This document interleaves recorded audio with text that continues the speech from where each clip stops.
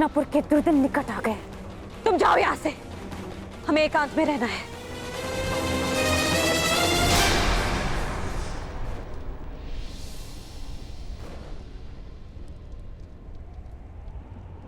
भ्राता युधिष्ठिर, आपने सदैव मुझ पर प्रेम रखा है, सदैव मुझे अवसर दिए हैं, इसीलिए मैं भी आपको एक और अवसर देना चाहता हूं।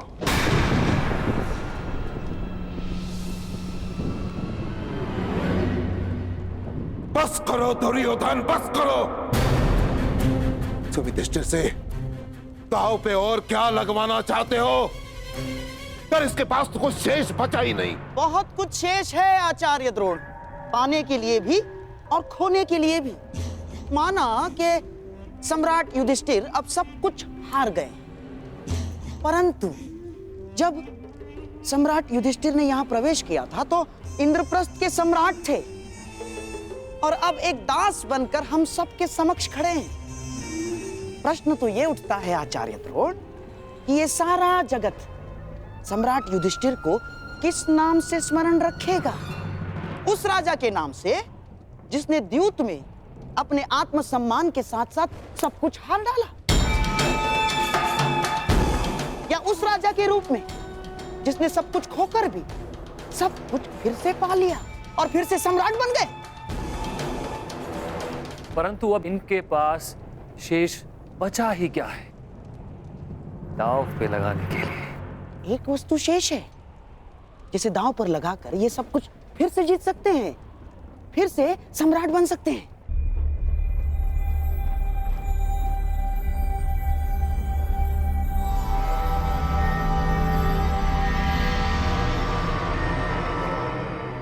जो सब कुछ हार चुका हूं, उसके पास क्या शेष है?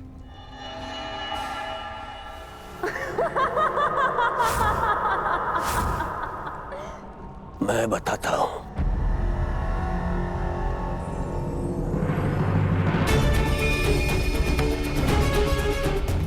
वो शेष है जिस पर आपको गर्व है,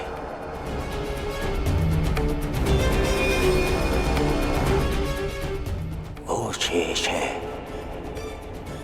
जिस पर आपका अभय अधिकार है,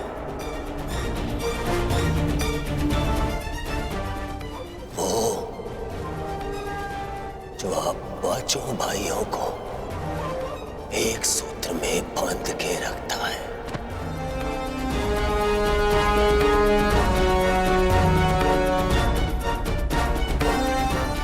वो जिसका जीवन आप पांचों से जुड़ा है।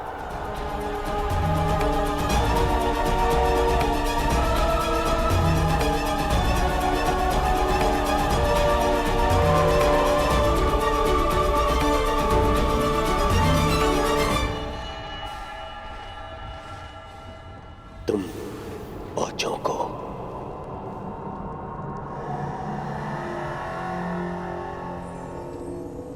एक करने वाली द्रौपद पुत्री पांचाली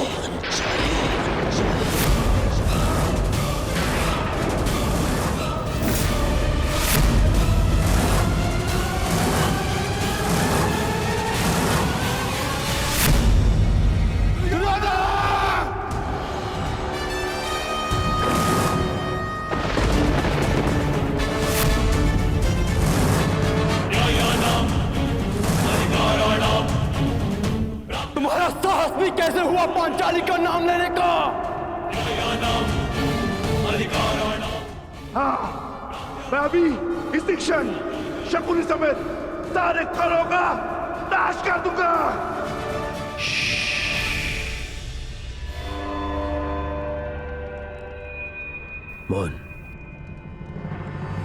मौन रहो सब। दासों को शस्त्र उठाने का अधिकार नहीं है।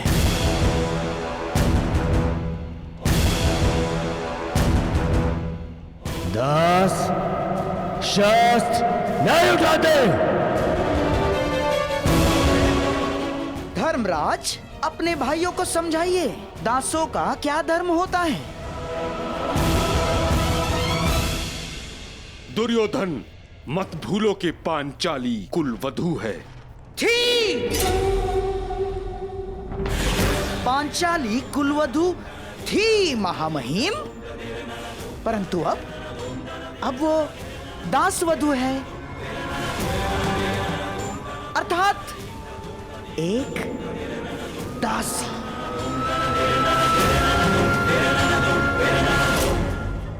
ऐसा नहीं है कि पांचाली पहली बार दांव पर लग रही है। पांचाली तो सदा से दांव पर लगती आ रही है। पहले पांचाल स्वयंवर में, उसके पश्चात बहन कुंती के वचन पर। पांचाली तो सदा से दांव पर लगती आ रही है और हम इन्हें विवश नहीं कर रहे हैं ना, हम तो इन्हें स्मरण करवा रहे हैं कि इनके पास क्या क्या शेष हैं।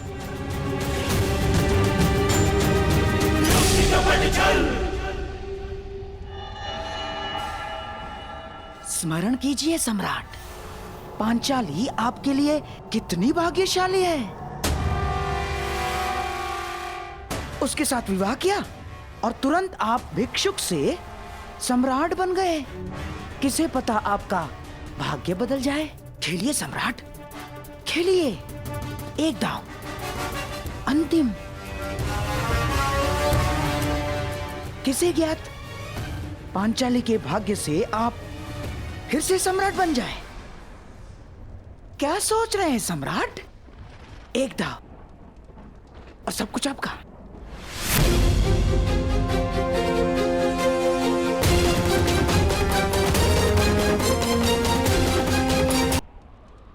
मैं पांचाली को दांव पर नहीं लगाऊंगा।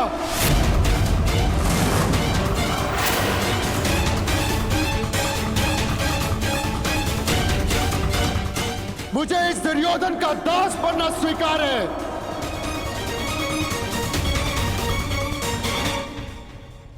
तो ठीक है, मैं तो केवल एक अवसर दे रहा था। यदि भ्राता युधिष्ठिर को स्वीकार नहीं है तो कोई बात नहीं। दास प्रतिगामी, जाओ और जाकर अब मेरी दासी द्रौपदी को यहां लेकर आओ। जाओ। दुर्योधन, तुम अपने सीमा का अतिक्रमण कर रहे हो। वहीं पूर्ण विराम लगा दो। दुर्योधन, तुम इस भांति एक स्त्री का अपमान नहीं कर सकते। सावधान दुर्योधन।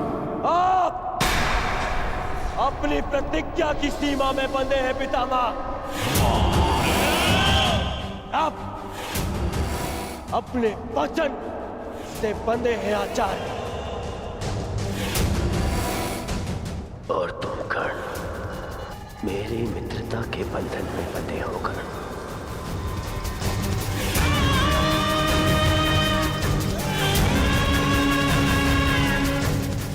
मैंने तो केवल युधिष्ठिर को एक अवसर दिया था ताकि कोई मुझ पर छल का आरोप न लगा सके, परंतु यदि गहराई से देखें तो जिस क्षण वो स्वयं को हारे उसी क्षण वो द्रौपदी को भी हार चुके थे। यो पांचाली युधिष्ठिर के सम्राट बनते ही सम्राज्ञी बन चुकी थी, क्या वो अपने पांचों पतियों के दास बनते ही दासी नहीं बन जाती? प्रलाप मत करो दुर्योधन, मैं इस कुतर्क को नहीं मानता। पितामह, आपकी माता सत्यवती एक मछुआरे की कन्या थी, परंतु महाराज शांतनु से विवाह करते ही रानी बन गई है ना? दुर्योधन,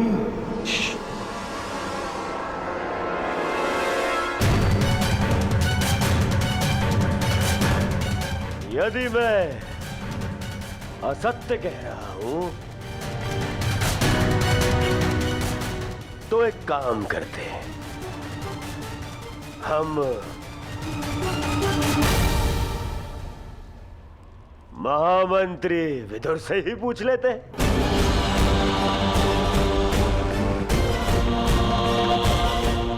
महामंत्री विदुर, आप ही बताइए, धर्म क्या कहता है?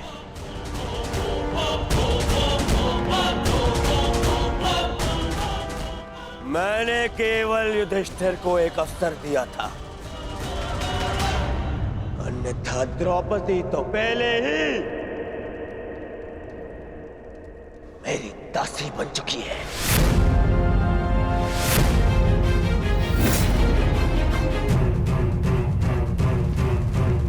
या तो एक और दांव खेले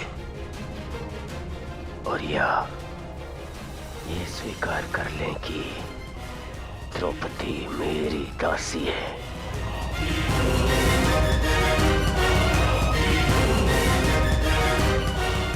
सोच लीजिए सम्राट। नहीं, हम तो केवल आपको एक अवसर देना चाहते हैं ताकि किसी को ये ना लगे कि हम आपके साथ छल कर रहे हैं। अंतिम दांव, यदि आप जीत गए सब कुछ आपका।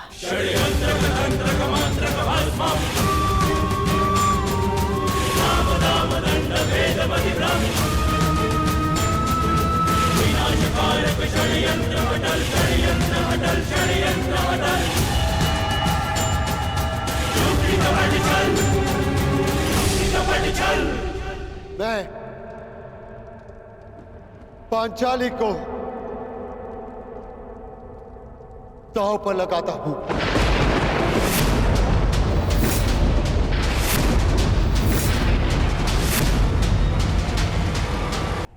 क्या कह रहे हो पुत्र?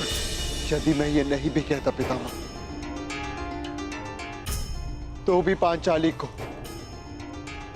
दासी के समान जीवन यापन करना होता।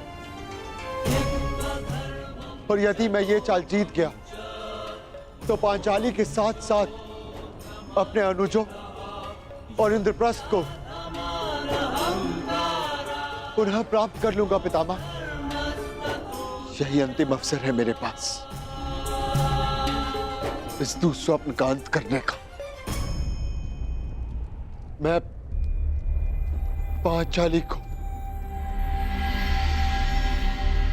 दांव पर लगाता हूं। हे गोविंद, कहीं कोई और घोर अनर्थ तो नहीं होने जा रहा?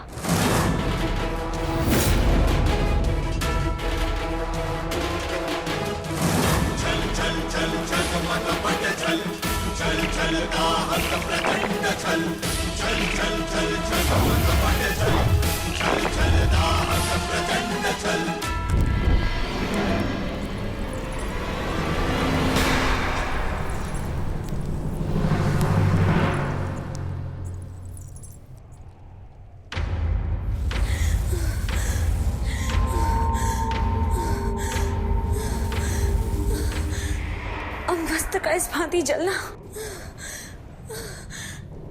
ये भी एक अपशगुन है।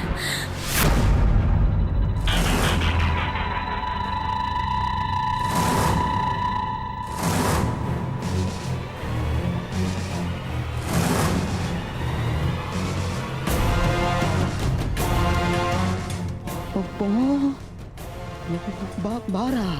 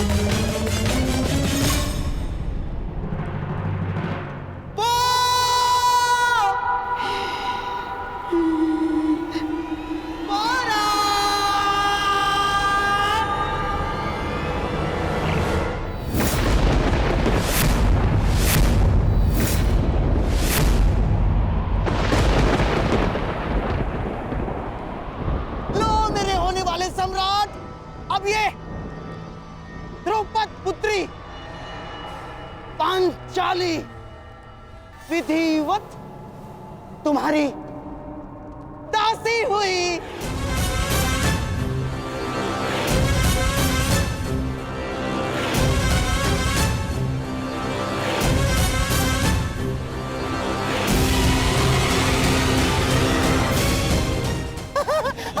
ना, मेरा श्वास, मेरा ध्यान, मेरी आस, मेरा अभ्यास है तू दुर्योधन।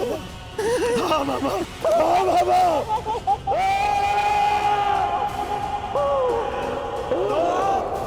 कोई सीमा नहीं रखती।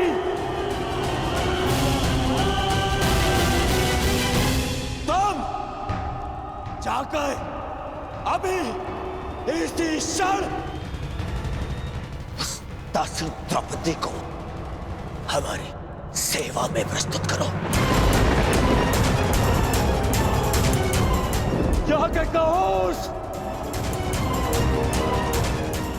उस अभिमानी द्रौपदी से कि उसके नए स्वामी दुर्योधन ने उसे अपनी सेवा में पुकारा है। अभी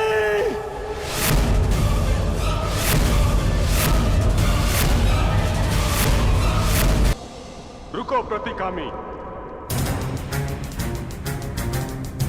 सभा का नियम था कि कोई भी राज स्त्री सभा में उपस्थित नहीं होगी।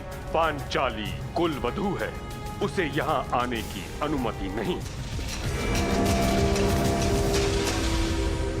पितामह, कदाचित आप भूल रहे हैं कि पांचाली ना तो सम्राज्ञी है अब, और ना ही कुरुवंश की कुलवधू। वो मात्र एक दास पत्नी है। बस करो दुर्योधन, बस करो। अधिक अनर्थ करने का प्रयत्न किया तो उसका परिणाम कहीं भयावह न हो। महामहिम, नियम ये था कि कोई राष्ट्रीय सभा में नहीं आएगी, परंतु दासी को सेवा के लिए सभा में आने का नियम सभी ने स्वीकार किया था। गांधार नरेश, अपनी सीमा में रहो, कहीं ऐसा न हो कि मैं अपनी सीमा भूल जाऊं। शकुनी ठीक कह रहा है ताच्छरी। अब यदि द्रौपदी पुत्र दुर्योधन की दासी है तो उसे सेवा के लिए सभा में बुलाने का अधिकार दुर्योधन को है। नियम अधर्म को रोकने के लिए बनाए जाते हैं महाराज, अनर्थ और अधर्म करने के लिए नहीं। अपने इस पुत्र को रोकिए, कहीं ऐसा न हो कि मैं इसे नाश करने की प्रतिज्ञा ले बैठूं। एक और प्रतिज्ञा लेने से पूर्व ताच्छरी, अपनी उस प्रतिज्ञा का स्मरण कीजिए जो आपने वर्षों पूर्व ली थी। वो प्रतिज्ञा जो आपको हस्तिनापुर के सिंहासन से बांधती है।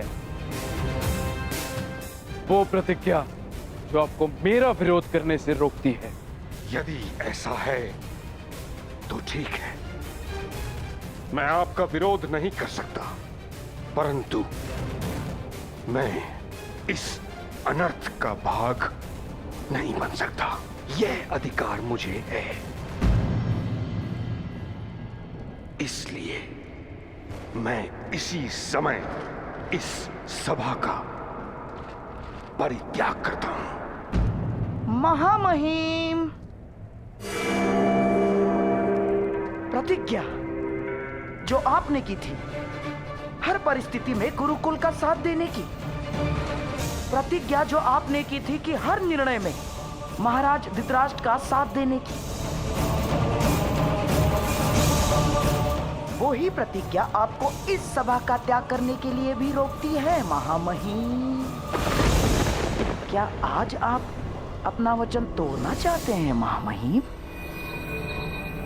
चाहे तो आप स्वयं अपने धर्म का वध कर सकते हैं, परंतु जब तक महाराज धृतराष्ट्र आपको आज्ञा नहीं देते, तब तक आप इस सभा का त्याग नहीं कर सकते।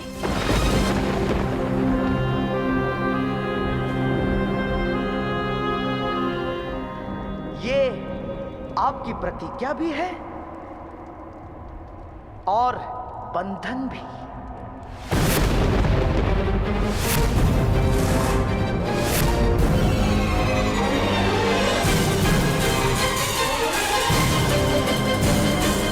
आज प्रथम बार मुझे ये प्रतीत होता है कि कदाचित मुझे ये प्रतिज्ञा नहीं लेनी चाहिए थी।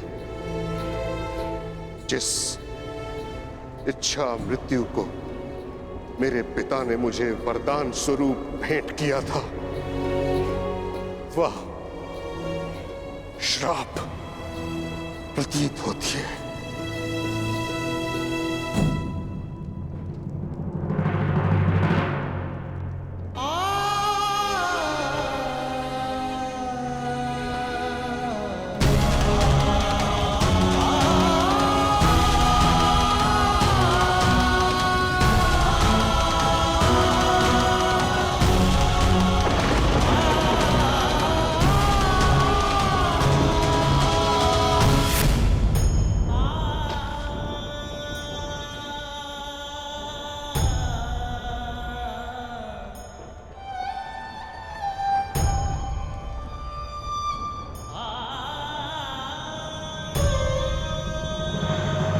होश में आओ दुर्योधन, तुम्हारा प्रतिशोध पूर्ण हुआ, मत करो ये अनर्थ। प्रतिशोध पूर्ण हुआ?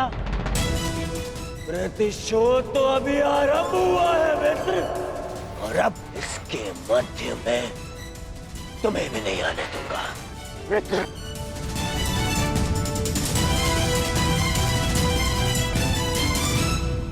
प्रतिकामी, जाओ और जाकर उस दासी द्रौपदी को सभा में प्रस्तुत होने का आदेश दो, आदेश दो, आदेश दो। क्या ये आदेश मेरे पति का है?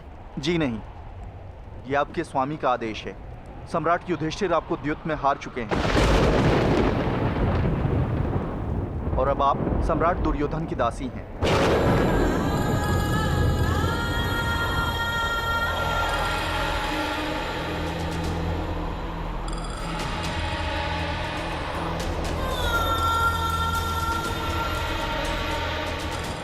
पहले ये बताओ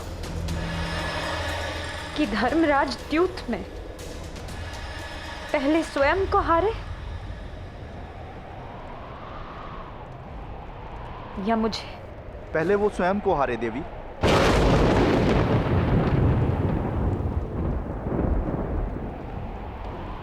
तो फिर जाओ और जाकर पूछो सभा में, जो व्यक्ति स्वयं को दांव पर लगाकर हार चुका हो, क्या उसे किसी और को दांव पर लगाने का अधिकार है? जाके कह दो दुर्योधन से कि याज्ञसेनी द्रौपदी ना उसकी दासी है और ना ही उसका दासत्व स्वीकार करती है, इसलिए उसके आदेश पर मैं सभा में प्रस्तुत नहीं होंगी। जाओ और जाकर कह दो दुर्योधन से कि द्रौपदी ने कभी अपने पति को उसे दांव पर लगाने का अधिकार ही नहीं दिया, तो फिर हारने का कैसा अधिकार है? और उससे कहना कि यदि उसकी भुजाओं में इतना बल है तो मुझे स्वयंवर में जीतता।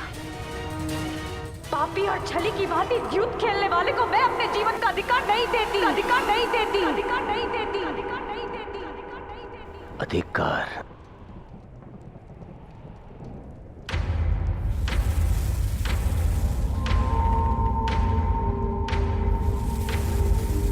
अधिकार?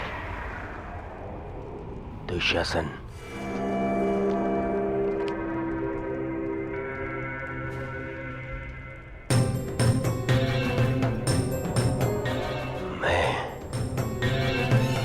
तुम्हारा भाई होने के नाते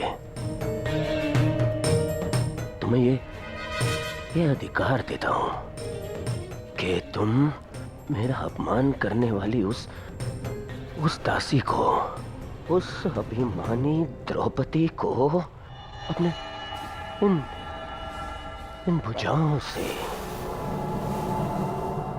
उसके बाल पकड़कर बलपूर्वक खींचकर इस सभा में लेकर आओ।